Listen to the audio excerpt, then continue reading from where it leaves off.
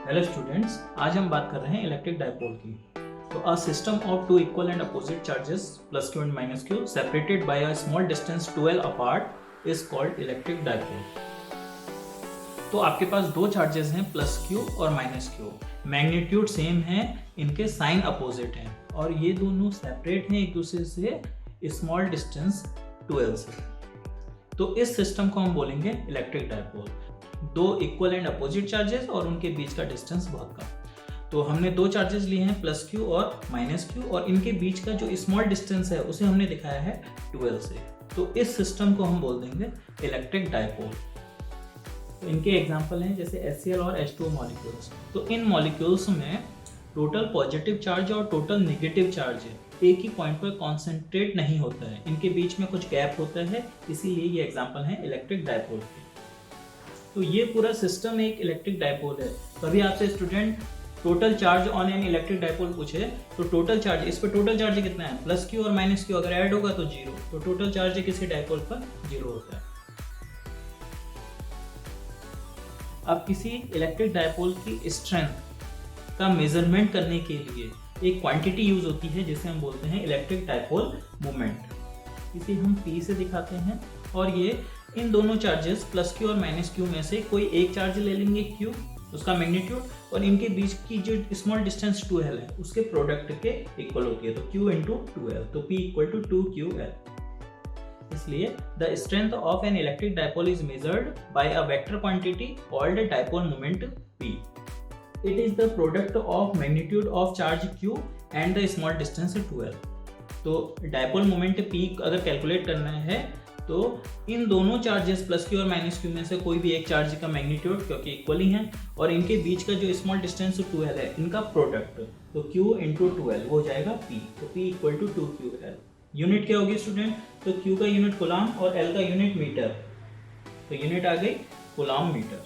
और ये अगर एक वेक्टर क्वांटिटी है तो इसकी डायरेक्शन होगी, तो इसकी डायरेक्शन हमेशा होगी negative charge to positive charge, यानी इस डायरेक्शन में। अब एक इलेक्ट्रिक डायपोल की वजह से डिफरेंट पोजीशंस में इलेक्ट्रिक फील्ड कितना होगा उसे कैलकुलेट करेंगे।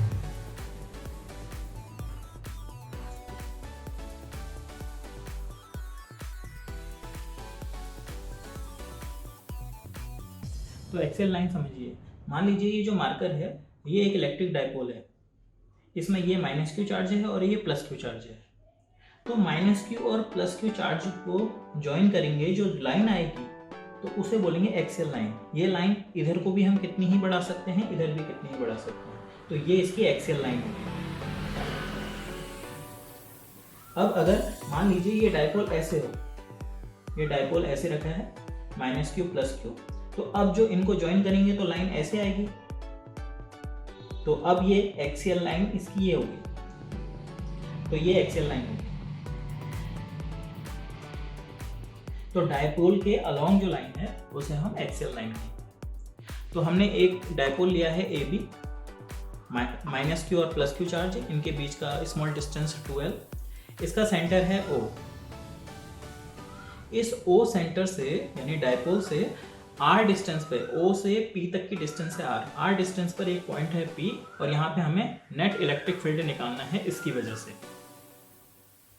अब देखिए प्लस क्यू और माइनस क्यू, प्लस क्यू के कारण यहाँ पे इलेक्ट्रिक फील्ड होगा, माइनस क्यू के कारण यहाँ पे इलेक्ट्रिक फील्ड होगा, बिकॉज प्लस क्यू और माइनस क्यू एक ही पॉइंट पर नहीं है, इनके बीच में कुछ गैप है देखिए। तो इस वजह से यहाँ पे जो इलेक्ट्रिक फील्ड होगा इसके प्लस क्यू और माइनस क्यू के कारण वो भी डिफरेंट होंगे। तो माइनस क्यू की वजह से यहाँ पे कितना इलेक्ट्रिक फील्ड होगा तो उसे हमने नाम दिया है EA, और प्लस क्यू की वजह से इलेक्ट्रिक फील्ड कितना होगा E। बिकॉज ये निगेटिव चार्ज है, तो निगेटिव चार्ज की वजह से किसी पॉइंट पर अगर इलेक्ट्रिक फील्ड पता करना है आपने तो टूवर्ड्स निगेटिव चार्ज है, तो निगेटिव चार्ज की ओर को इलेक्ट्रिक फील्ड है।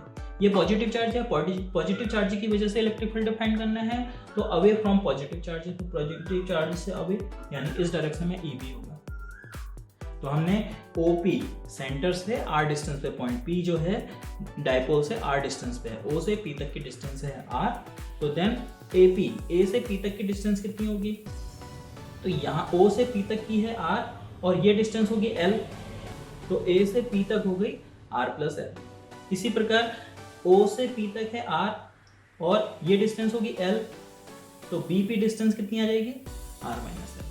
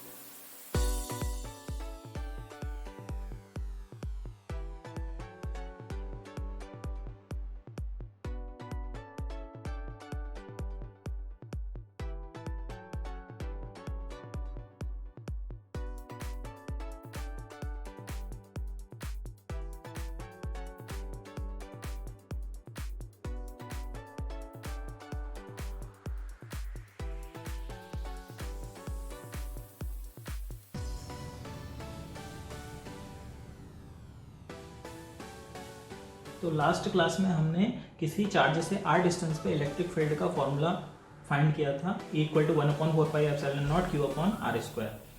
तो -q चार्ज के कारण p पॉइंट पे इलेक्ट्रिक फील्ड कितना होगा, तो EA equal to 1/4πε0 q upon distance है AP स्क्वायर।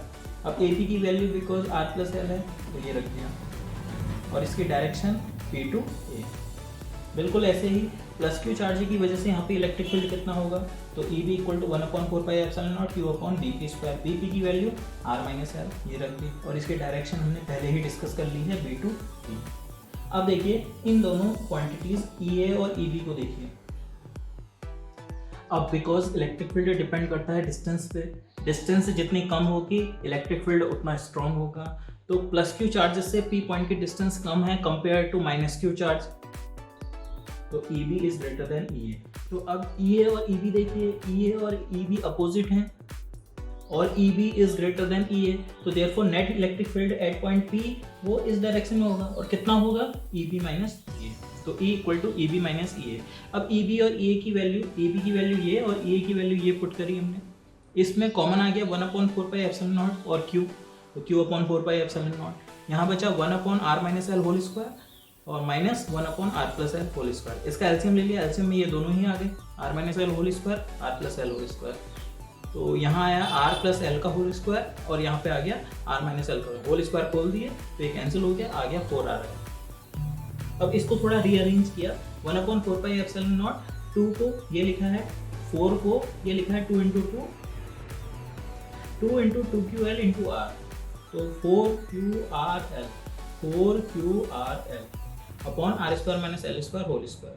तो ये जो 2ql है ये अभी हमने पढ़ा है, ये डायपोल मोमेंट होता है P, तो 1/4πε0 2pr upon r square minus L square whole square. तो ये फॉर्मूला आ गया electric field intensity on axial line.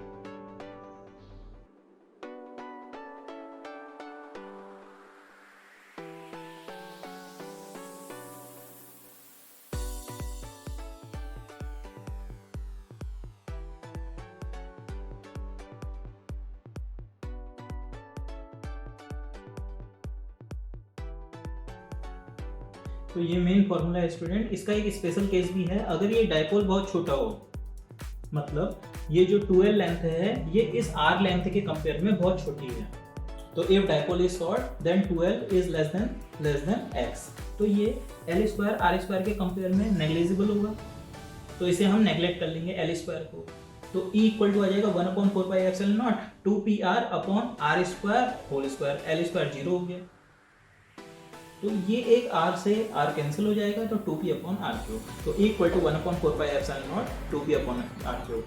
याद रखिएगा स्टूडेंट, ये फॉर्मूला केवल तब लगेगा जब डायपोल शॉर्ट इन लेंथ, और इसी में कि E और r में क्या रिलेशन है, तो E r क्यूब के इनवर्सली प्रोपोर्शनल है।